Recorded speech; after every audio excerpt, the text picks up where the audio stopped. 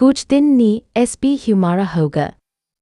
हुकुम सा के घर उनके छोटे भाई और उनकी पत्नी में थी। हुकुम साइन इस वक्त बहुत ज्यादा गुस्से में थे और अपने कमरे में आ गए थे। उनके पीछे ही रानी सा भी एक गाय थी। वह हुकुम सा के कंधे पर पीछे से हाथ रखते हुए कहते हैं, आपके लिए इतना गुस्सा करना ठीक नहीं है, इसे आपकी सेहत पर असर पड़ेगा। तो हुकुम सा उनकी तरफ पलटते हैं और कहते हैं, रानी सा आप तो जानते हैं हमने कितनी ही बार उनकी मदद की है, पर उनका लालच है कि खत्म होने का नाम ही नहीं ले रहा है। कभी कभी तो हमें डर लगता है कि उनका लालच कहीं किसी दिन कुछ ऐसा ना कर दे जो हमारी पूरी जिंदगी बर्बाद कर रख दी। और हुकुम सा उनकी बातों से रानी सा भी थोड़ा सा सहम गई थी, क्योंकि वह छोटे ठाकुर और उसकी पत्नी के इरादों से अच्छी तरह से वाकिफ थी, पर वह कुछ नहीं कर सकती थी, क्योंकि थे तो वह हुकुम सा के भाई ही।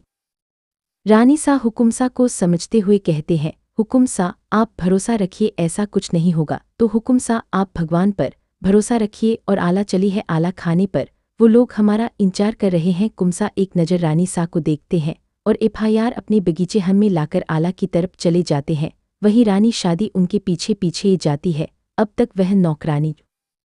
वहीं अंशिका अपने हाथ में एक बहुत ही प्यारा सा टेढ़ी लेकर आ रही थी। वहीं छोटे ठाकुर के बेटे की नज़र जैसे ही उसे टेढ़ी देने से मना कर देती है और कहती है कि आप हमारे टेढ़ी क्यों ले रहे हैं, यहाँ हमारा है। तो वह लड़का उसे छीने हुए कहता है कि यह मुझे चाहिए और उसे छीनने लगता है। इसी छीना झपटती में वह लड़का अंशिका को धक्का दे देता है। इससे पहले कि अंशिका नीचे गिरती सुधा उसे संभालती है। वही हुकुम सा जब आला आते हैं, इस नज़रों को अपनी आंखों के सामने देखते हैं तो उनकी आंखें गुस्से से भर जाती हैं। चिल्लाते हुए कहते हैं कि ये सब क्या हो रहा है। वही गिरने की डर से अंशिका सुधा को काट कर पकड़ लेती है और डरी हुई नज़रों से देखने लगती है और उसकी आंखों में इस वक्त मोटे मोटे आंसू हैं।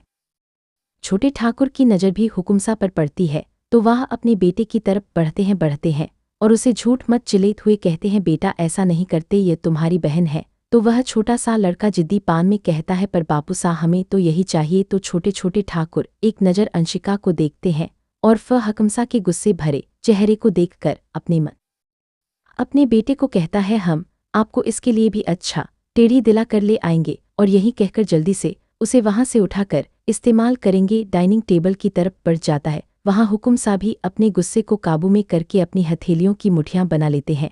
अंशिका के पास आते हैं तो उनसे पूछते हैं, आप बेटा आप ठीक है ना। वंशिका आपने आंसू भरी आंखों तो छोटे ठाकुर माफ़ी मांगते हैं, कहते हैं, भाई साहब माफ़ कर दीजिए, अभी का बेटा है, बस बचपन है थोड़ा सा। तो हुकुम सा कुछ नहीं कहते हैं और खाने की टेबल पर बैठ जाते हैं। वहां जब खाने की टेबल पर बैठते हैं तो छोटे ठाकुर और उनकी पत्नी की नज़र में इतना खाना देखकर लालाच दिखाई दे रहा था। उन लोगों की तो जैसे लार ही तप रही थी।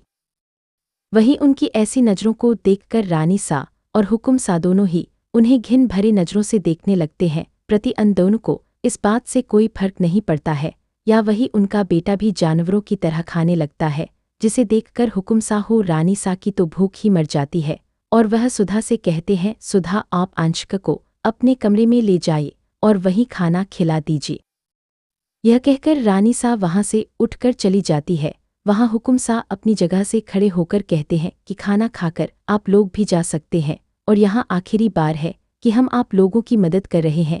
इसके बाद आप लोगों को हमसे कोई लेना देना नहीं रहेगा, चाहे आप लोग भीख मांग कर ही क्यों ना खाए। और अपने बेटे को समझा देना, अगर हमारी बच्ची की तरफ नज़र उठाकर उन लोगों में किसी ने भी ढंग से खाना नहीं खाया था, वहां अन लोगों के जाते ही छोटे ठाकुर और उसकी पत्नी ठोस ठोस कर खाना खाने लगते हैं।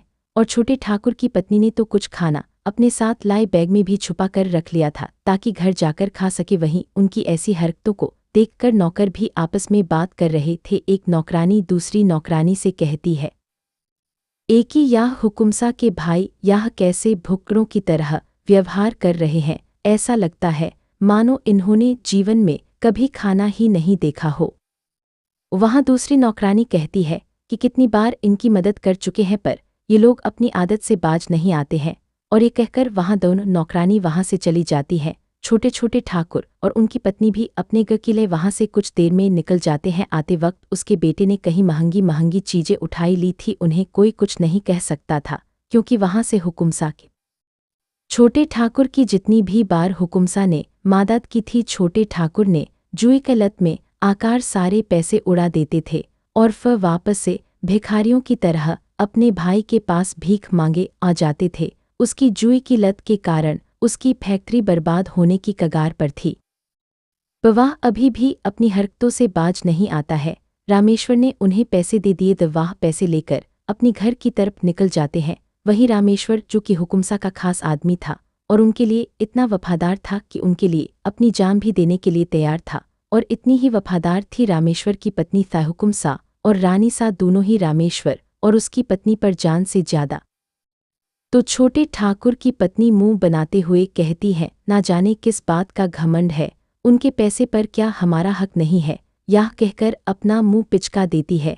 वही छोटे ठाकुर अपने हाथों की मुट्ठियां बनकर कहता है, और कुछ दिन फिर सारी की सारी दौलत हमारी हो जाएगी और फिर हमें किसी से भीख मांगने की कोई ज़रूरत नहीं पड़ेगी। उनका वह महल, यह पूरी रियासत और उनका सारा पैसा सब कुछ हमारा होगा। वहीं उनकी यह बात सुनकर छोटे ठाकुर की पत्नी की आंखों में भी लालाच नजर आने लगती है। वह अपनी पति से पूछती है कि ऐसा भी क्या करने वाले हो कि सब कुछ मिल जाएगा? तो छोटा ठाकुर यूँ समझत हुई कहता है कि थोड़ा सा सब्र राखो, तुम्हें सब धीरे धीरे पता चल जाएगा। वहीं उसकी यह बात सुनकर छोटे ठाकुर की पत्नी भी एक तिरछी मुस्कान लेती है और अपने बच्चों को संभालने लगते हैं।